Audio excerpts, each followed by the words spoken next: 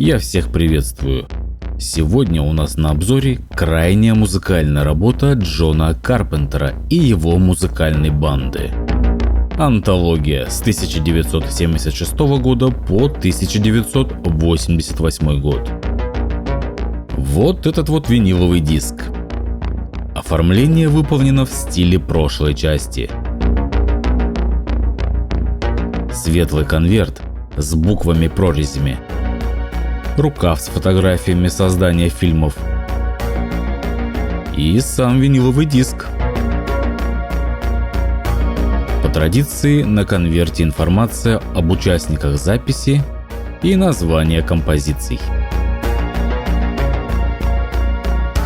Напомню, что Джон Карпентер – имя, которое ассоциируется с мастерством в жанре ужасов. Этот режиссер подарил нам такие культовые фильмы, как «Хэллоуин», «Побег из Нью-Йорка», «Нечто», «В пасти безумия» и многие-многие другие. Он также проявил себя как выдающийся музыкант-саундтрекер, и его вклад как в мир кино, так и в мир музыки поистине неоценим. Джона Карпентера многие считают одним из источников возрождения в 2000-х New Retro Wave, жанра, который пропагандирует синтезаторную музыку, а также иногда создает мрачную и атмосферную ауру. В фильмах Джона часто звучат синтезаторные звуки, которые стали непременным элементом жанра ужасов.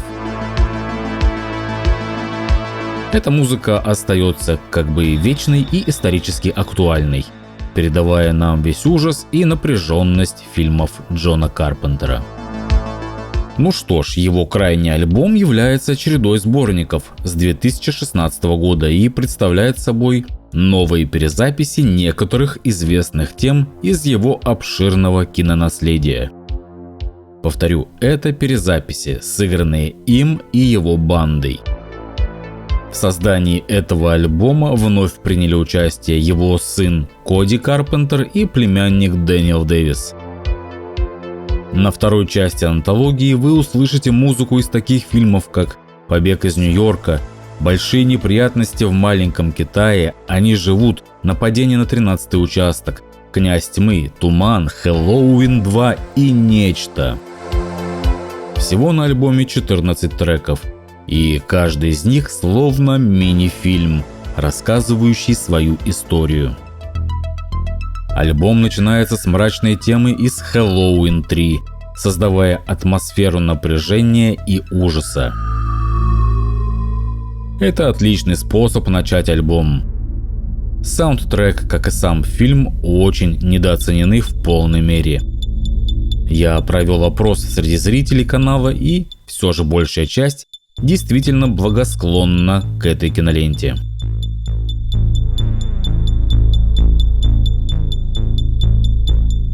Ссылку на обзор этого фильма я оставлю в описании к этому ролику.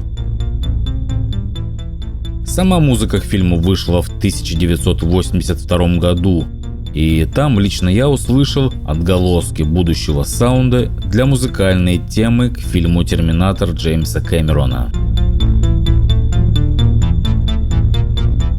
Ну, я не удивлен. У Кэмерона школа жизни Роджера Кормана, на которого он пахал многие годы. Поэтому хотите верьте, хотите нет, но саундтрек тоже стыренный, как и визуальный ряд и сюжет из сериала «Внешние пределы».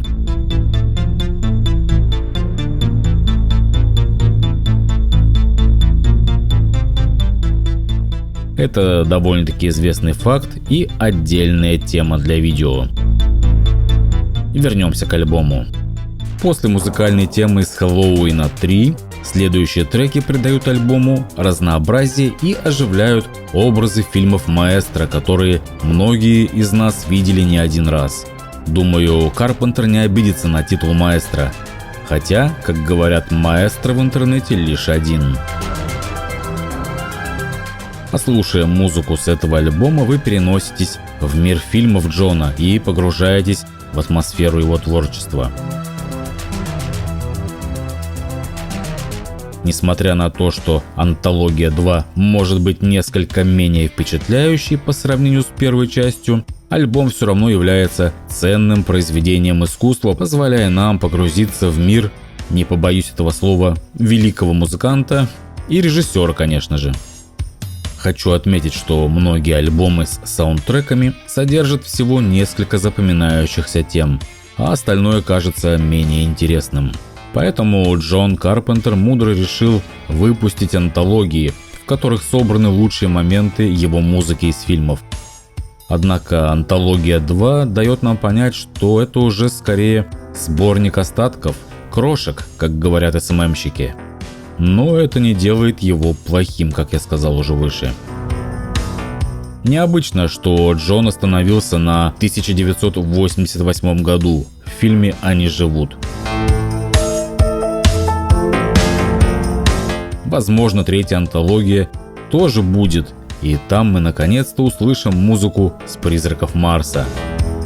Но будет, видимо, это не скоро. Невероятно, что Джон Карпентер смог достичь таких вершин в музыке, что его диски расходятся как горячие пирожки, хотя сам он не считает себя музыкантом, а скорее импровизатором. Его музыкальная техника всегда была замечательной и отличной, а его мелодии запоминающимися. И, как я уже сказал, он дарит нам не просто музыку, а атмосферу, которая оживляет его фильмы. В этом контексте антология 2 является не просто сборником музыки, а именно, повторюсь, погружением в мир Джона Карпентера. Неважно, видели вы его фильмы или нет, эта музыка заставляет вас войти в его мрачный, ужасный и научно-фантастический мир. По традиции франшизы «Хэллоуин», родоначальником которой является маэстро, было вполне ожидаемо, что альбом будет выпущен к празднику Хэллоуин. А именно, релиз состоялся 5 и 6 октября, поэтому у нас свежий обзор. И, кстати, это не единственный проект, который Джон Карпентер выпустил в это время. Выходят и комиксы под его эгидой. А также он связан с новым мини-сериалом «Пригородные крики», который появился на стриминговом сервисе Peacock 13 октября. Джон Карпентер снял одну из серий. И получается, что на пенсию он не собирается, а продолжает дарить нам свое творчество.